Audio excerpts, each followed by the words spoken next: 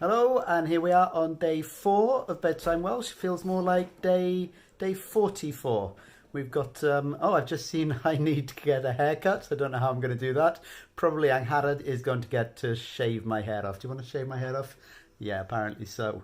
Okay, so we've got Angharad with us today, and we want to say some hellos, don't we? We want to say hello to Luke and Eric, and to Idris and Maddock. Maddock's just 3, isn't that a great name?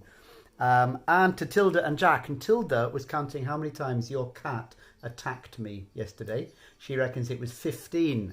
I think that's good counting there, Tilda, but I think it was more like 150. That was what it felt like anyway. Okay, so today is kind of a quick recap day. We're going to run through stuff we've done before and see how long a sentence you can build it up into. And if you can build it up into this full long sentence, you're doing fantastically well.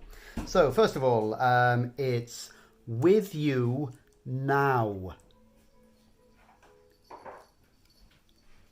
Efo chdi rŵan. Efo chdi rŵan. Da iawn ti. Okay, and then Welsh, with you now.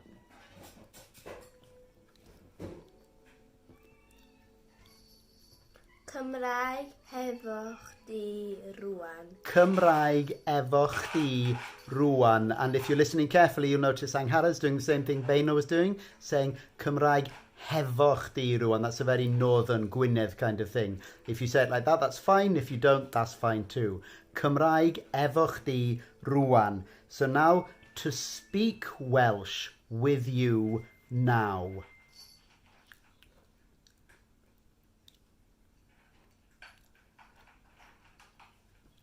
Siarad Cymraeg hefo chdi rŵan.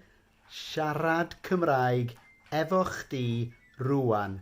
Da iawn. And now let's go for the big one. So take your time with this, and if you nail this, you're doing stunningly well. The big one is, I want to speak Welsh with you now.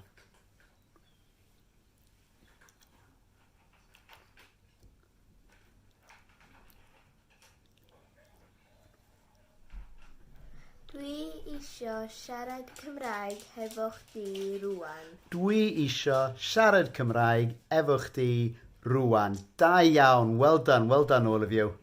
Just there ta-ra. Ta. Hwyl fawr.